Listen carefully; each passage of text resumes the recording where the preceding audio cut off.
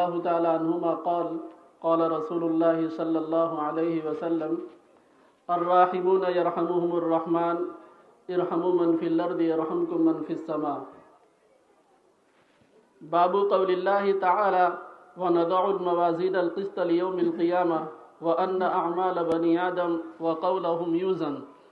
وقال مجاهد العدل بالرومي القسطاس العدل بالرومية ويقال القسط مصدر المقسط وهو العادل وأما القاسط فهو الجائر. محترم دوستوں اور بزرگوں اور عزیز ساتھیوں، جیسا کہ علماء محدثین کا یہ طرز رہا ہے کہ جب وہ کسی جگہ پر اس طرح پہنچتے ہیں تو وہ اپنی پہلی جو گفتگو میں حدیث شریف کو ذکر کرتے ہیں وہ حدیث رحمت ہے جو میں نے حضرت عبداللہ بن عمرو بن عاص رضی اللہ تعالیٰ عنہما کے حوالے سے آئی ہے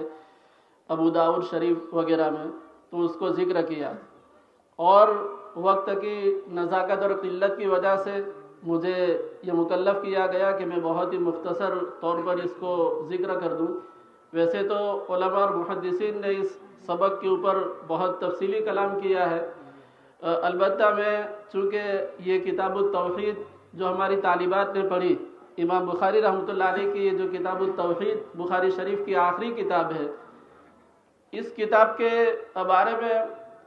ویسے مشہور عنوان تو یہی ہے کہ اس کو کتاب التوحید کہا گیا۔ البتہ بعض علماء نے جیسے کہ علامہ ابن بطال مالکی نے اور ابن ملقن نے اور آپ کے وطن عزیز کے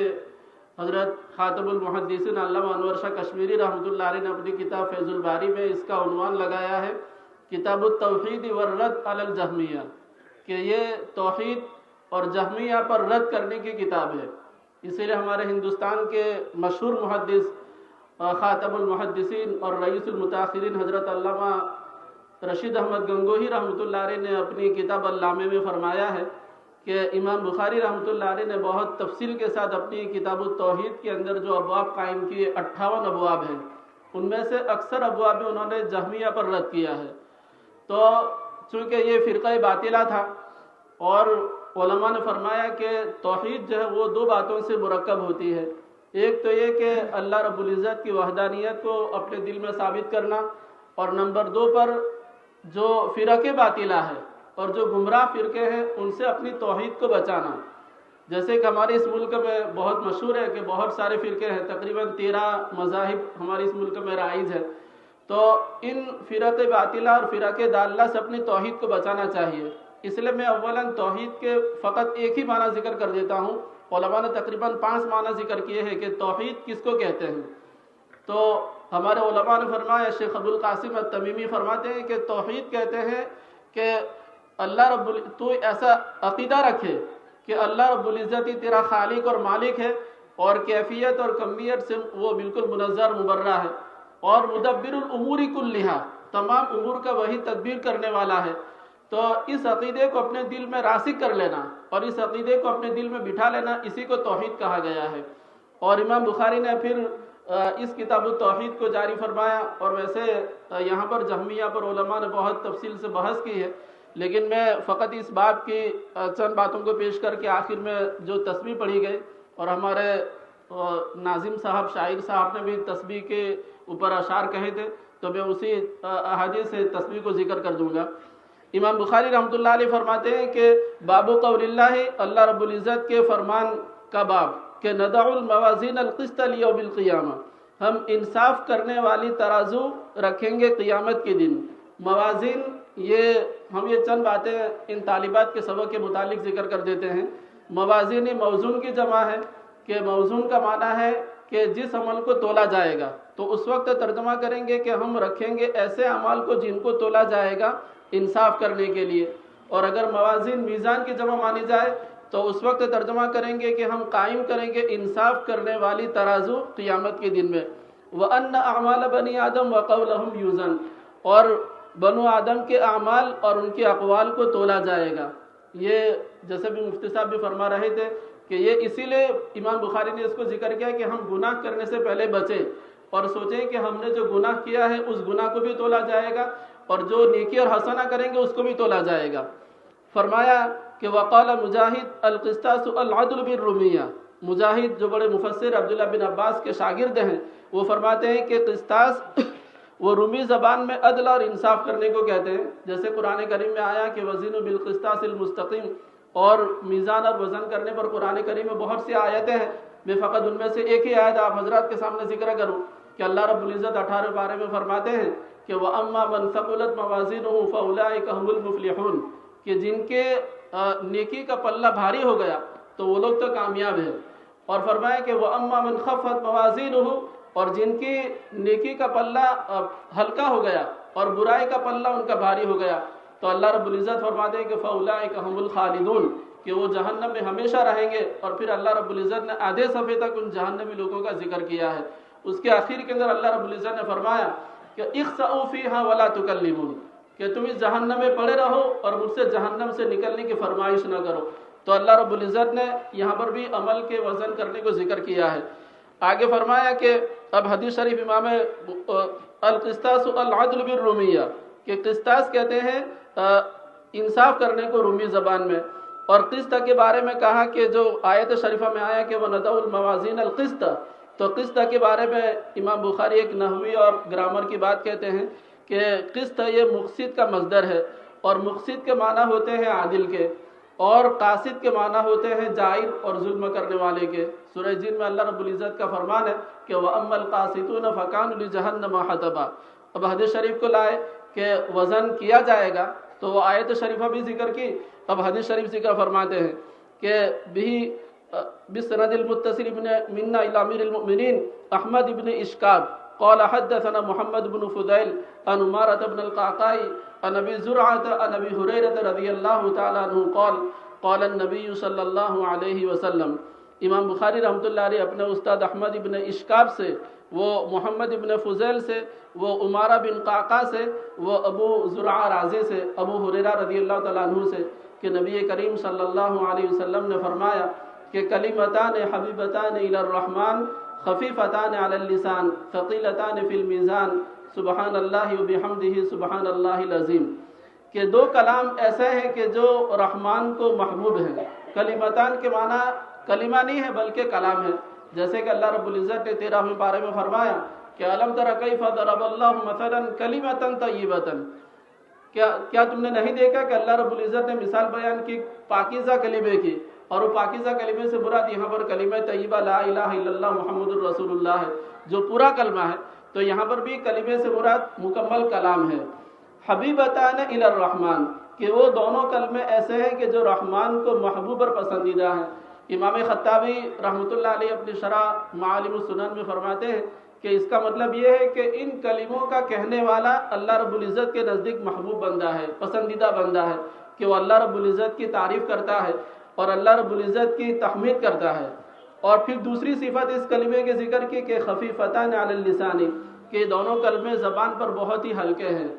علامہ طیبی رحمۃ اللہ علیہ کہتے ہیں کہ یہاں پر خفت کو ذکر کر کے اللہ کے رسول صلی اللہ علیہ وسلم ہماری ذہن سازی کرتے ہیں کہ یہ کلمے بہت ہی آسان ہیں اور کہنے کے اعتبار سے بہت ہی بے تکلف آدمی اس کو کہہ سکتا ہے۔ اور آگے فرمائے کہ ثقیلتان فی المیزان، کہ وہ کل قیامت کے دن وزن کے اندر اور اعمال کے تولے جانے میں بہت زیادہ بھاری ہیں۔ یہاں پر میں کہوں گا حضرت عیسیٰ علیہ السلام، سیدنا عیسیٰ علیہ السلام سے کسی شخص نے سوال کیا کہ یہ کیا بات ہے کہ ہمارا جو گناہ ہے وہ قیامت کے پلے میں ہلکا ہو جاتا ہے اور جو نیکی اور حسنہ ہے وہ وزنی اور بھاری اور ثقیل ہو جاتی ہے؟ تو حضرت عیسیٰ علیہ السلام نے فرمایا کہ اس کی وجہ یہ ہے، وہی وجہ جو حضرت مفتی صاحب بھی ذکر فرما رہے تھے، کہ اس کی وجہ یہ ہے کہ جب بندہ گناہ کرتا ہے تو گناہ کرتے وقت لذت موجود ہو جاتی ہے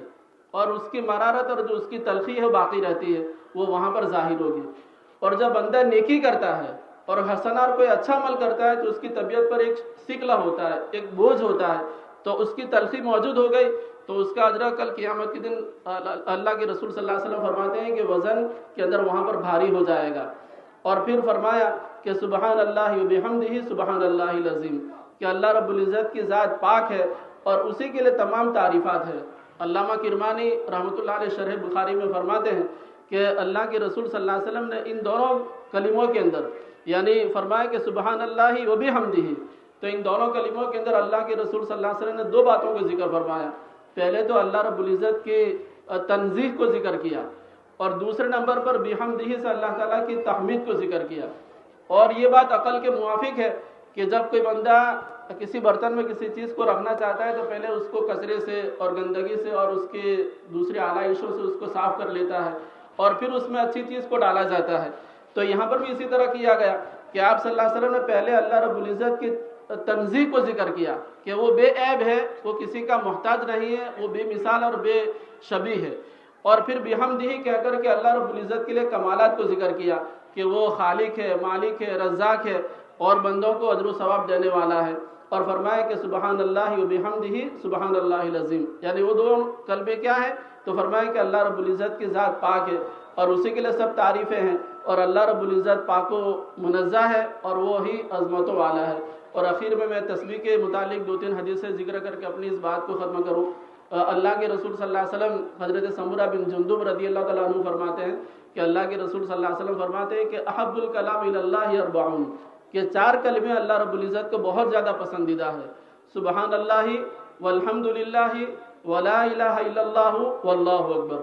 کہ اللہ کے رسول صلی اللہ علیہ وسلم فرماتے ہیں کہ یہ کلمے اللہ رب العزت کو بہت زیادہ پسندیدہ ہے۔ اور ایک روایت میں ہے کہ اللہ رب العزت تمام کلام میں سب سے زیادہ فضیلت ان کلمات کو دیتا ہے۔ اور سمرہ بن جندب کی روایت صحیح مسلم میں ہے کہ اللہ کے رسول صلی اللہ علیہ وسلم فرماتے ہیں کہ لَأَنْ أَقُولَ سُبْحَانَ اللَّهِ وَالْحَمْدُ لِلَّهِ وَلَا إِلَهَ إِلَّا اللَّهُ وَاللَّهُ أَكْبَرُ أَحَبُّ إِلَيَّ مِمَّا طَلَعَتْ عَلَيْهِ الشَّمْسُ، کہ میں صبح اٹھ کر کے سبحان اللہ والحمد للہ ولا الہ الا اللہ واللہ اکبر، میں یہ کلمات بار بار اس لیے کہتا ہوں کہ آپ لوگوں کو بھی یاد ہو جائے۔ تو آپ صلی اللہ علیہ وسلم فرماتے ہیں کہ مجھے یہ کلمات کیا کہنا ان سب چیزوں سے پسند ہے جس پر سورج طلوع ہوتا ہے، یعنی پوری دنیا سے زیادہ محبوب اور پسندیدہ کلمات یہ کلمات ہے۔ اور خود امام بخاری رحمۃ اللہ علیہ جیسے ہماری طالبات نے پڑھا ہوگا کہ کتاب الدعوات میں حدیث شریف لائے ہیں، تو میں اس کو بھی ذکر کر دوں کہ اللہ کے رسول صلی اللہ علیہ وسلم نے فرمایا کہ من قال حین یصبح سبحان اللہ وبحمدہ 100 مرۃ حطت عنہ خطایاہ وان کانت مثل زبد البحر، کہ جو بندہ دین کے اندر سبحان اللہ وبحمدہ، فقط سبحان اللہ وبحمدہ اتنا ہی 100 مرتبہ کہے تو اس کے تمام گناہوں کو بخش دیا جاتا ہے۔ ویسے وقت نہیں ہے، حافظ ابن حجر نے فتح الباری میں اس حدیث شریف پر بہت طویل کلام کیا ہے، میں فقط یہی ایک ہی بات کہوں گا کہ اللہ کے رسول صلی اللہ علیہ وسلم فرماتے ہیں کہ جب بندہ ان کلمات کو کہتا ہے تو اس کے سارے گناہوں کو ختم کر دیا جاتا ہے۔ امام نووی رحمۃ اللہ علیہ کی بات کہہ کر کے اپنی بات کو ختم کروں، امام نووی رحمۃ اللہ علیہ کہتے ہیں کہ ویسے حدیث شریف کی فضیلت تو یہی ہے کہ بندہ 100 مرتبہ کہنے میں ضروری نہیں کہ وہ ایک ہی وقت میں کہے، صبح میں 10 مرتبہ کہہ دیا، دوپہر کو 10 مرتبہ کہہ دیا، شام کو وقت ملا تو کہہ دیا، اور 100 کا عدد پورا کر دیا، تو بھی یہ فضیلت ہے۔ لیکن امام نووی کہتے ہیں کہ بہتر یہ ہے کہ بندہ جس وقت بیٹھ کر کے پڑھے تو اسی وقت پڑھ لے، تو یہ بہت ہی زیادہ فضیلت کی بات ہے۔ یہی چند معروضات پر میں اپنی بات کو ختم کروں گا۔ اب میں حضرت مفتی الیاس صاحب دام برکاتہم کو گزارش کروں گا کہ آپ دعا فرمائیں گے اور جلسے کی اگلی کارروائی کریں گے۔